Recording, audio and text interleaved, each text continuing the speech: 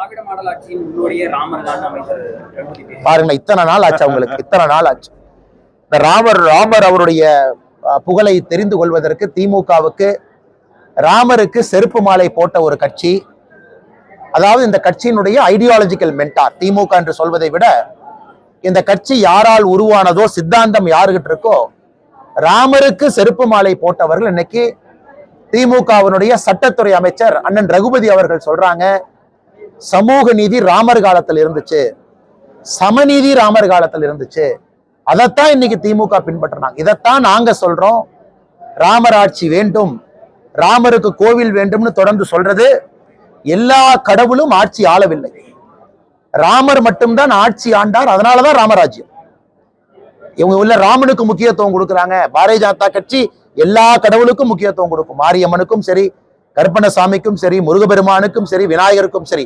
ஆனா ராமராஜ்யம் ஏன் சொல்றோம்னா, மிச்ச கடவுள் ஆளவில்லை, அவர்கள் நம்மை வழி நடத்தினார்கள்.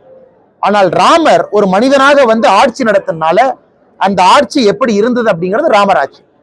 இன்னைக்கு திமுகவினுடைய சட்டத்துறை அமைச்சர் பாருங்க, அதாவது சிறைக்கு யாரெல்லாம் போறாங்களோ குற்றவாளிகளை கண்காணிக்க வேண்டிய அமைச்சர் அவர்கள் இன்னைக்கு நாங்களும் ராமர் ஆட்சிட்டாங்க. இப்ப எந்த அளவுக்கு போறாங்கன்னா, காமராஜர் ஆட்சின்னு போன வாரம் சொன்னாங்க, இந்த வாரம் ராமர் ஆட்சிங்கிறாங்க. அடுத்த வாரம் என்ன சொல்லுவாங்க எங்களுக்கு டவுட்டா இருக்கு.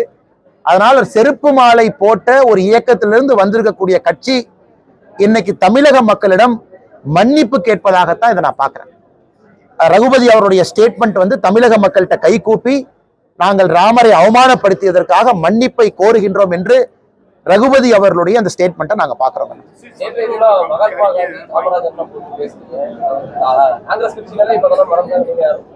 அண்ணே, அவங்க காமராஜர் ஐயா இப்ப இருக்கக்கூடிய காங்கிரஸ்க்கு எந்த விதத்திலும் சம்பந்தம் இல்லை.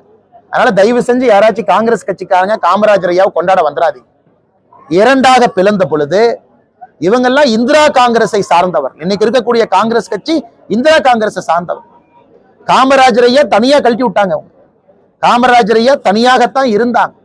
அது 1969 இடைத்தேர்தல் நாகர்கோவில் சாட்சி, 71 தேர்தல திமுக காங்கிரஸ் கூட்டணி சாட்சி. அந்த சரித்திரத்தை மறந்து விடக் கூடாது. அதனால் காமராஜர் ஐயா காங்கிரசினுடைய முதுபெரும் தலைவராக இருந்தாலும் இன்னைக்கு இருக்கக்கூடிய காங்கிரஸ் இது இந்திரா காங்கிரஸாக மாறி இருக்கு, சிம்பல் மாறி இருக்கு, எல்லாமே மாறி வந்திருக்கு. அதனால் காமராஜர் ஐயாவை ஒரு தமிழகத்தினுடைய ஆளுமையாக தொடர்ந்து நாங்கள் பேசிக் கொண்டிருக்கின்றோம், எல்லா இடத்துக்கும் எடுத்துட்டு போறோம். மகாத்மா காந்தி ஐயா காங்கிரஸ் கட்சியை கலைச்சரலான்னு சொன்னார்.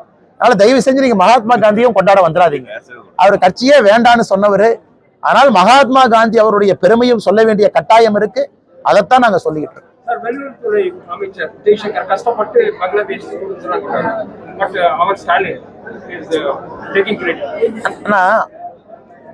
திரிபுரா மூலமாக பங்களாதேஷில் இருக்கக்கூடிய இந்திய மாணவர்களை கொண்டு வந்து உணவளித்து தங்குவதற்கு இடம் கொடுத்து அவர்களை அங்கிருந்து கொண்டு வந்து சென்னை ஏர்போர்ட்ல இறக்கி விட்டுருவோம். சென்னை ஏர்போர்ட்ல நம்ம அமைச்சர் போவார், செஞ்சி மஸ்தான் அண்ணன் பக்கத்துல போய் நின்னுகிட்டு, செஞ்சி மஸ்தான் அண்ணன் நாங்க தான் கூட்டிட்டு வந்தோம், இதை நாங்க உக்ரைன்ல பார்த்துட்டோம், இதை நாங்க சூடான்ல ஒரு முறை பார்த்தோம், இதை 2-3 முறை பார்த்துட்டோங்கண்ணா, கென்யால ஒரு முறை இதே மாதிரி வந்துச்சு. இன்னைக்கு பங்களாதேஷுக்கு மறுபடியும் போய் ஸ்டிக்கர் ஒட்டுறாங்க. மக்களுக்கு தெரியும் வெளியுறவுத்துறை அமைச்சர், வெளியுறவுத்துறை கொள்கை இருக்கும் பொழுது சென்னை ஏர்போர்ட்ல திமுகனால மேக்சிமம் போய் ரிசீவ் தான் பண்ண முடியும். ஆனா நம்ம கட்சி தொண்டர்கள் சைலண்டா வேலை செஞ்சுக்கிட்டே இருக்கிறாங்க. உதாரணத்துக்கு உக்ரைன்ல இருந்து வந்த மாணவர்களை வீட்டுல போய் சந்திப்போம். பங்களாதேஷ்ல இருந்து வந்தவங்க எங்கிட்ட வர்ற அப்ளிகேஷன்லாம் கலெக்ட் பண்ணி எம்இஏ கண்ட்ரோல் ரூமுக்கு ஆல்ரெடி அனுப்பிச்சாச்சு. எங்களுக்கு வந்த 16 அப்ளிகேஷன் வந்துச்சுங்கன்னா மொத்தமா தான் பாரதிய ஜனதா கட்சிக்கு வந்துச்சு. நேற்று வரை வந்ததை கலெக்ட் பண்ணி எம்இஏ கண்ட்ரோல் ரூமுக்கு நாங்கள் கொடுத்துட்டோம். எங்களுக்கு வர்றதை செய்ய வேண்டிய கடமை எங்களுக்கு. இதே உக்ரைன் பார்த்தீங்கன்னா அப்ளிகேஷன் நிறைய வந்துச்சு, நிறைய பேர் வரணும் அப்படின்னு நிறைய, கிட்டத்தட்ட நாங்க அமைத்திருந்த கண்ட்ரோல் ரூமுக்கே கிட்டத்தட்ட 100க்கு மேல வந்துச்சு. ஆனா பங்களாதேஷ்ல யாராச்சும் இருக்கீங்கன்னா தொடர்ந்து பாரதிய ஜனதா கட்சி அலுவலக செயலாளர் சந்திரன் அவங்க கிட்ட நீங்க அனுப்பி வைக்கலாம். பாரதிய ஜனதா கட்சி வெப்சைட்ல கொடுக்கலாம். சென்னை பக்கத்துல இருந்தா அலுவலகத்தில் நேர்ல வந்து கொடுக்கலாம்.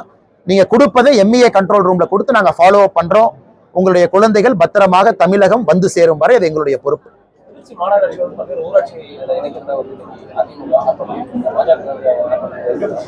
ஆனா தெரியலீங்கன்னா நம்மளுடைய கட்சி அங்க எடுத்திருப்பாங்க. நான் உங்களுக்கு விரிவா நான் பேசுறேங்கண்ணா.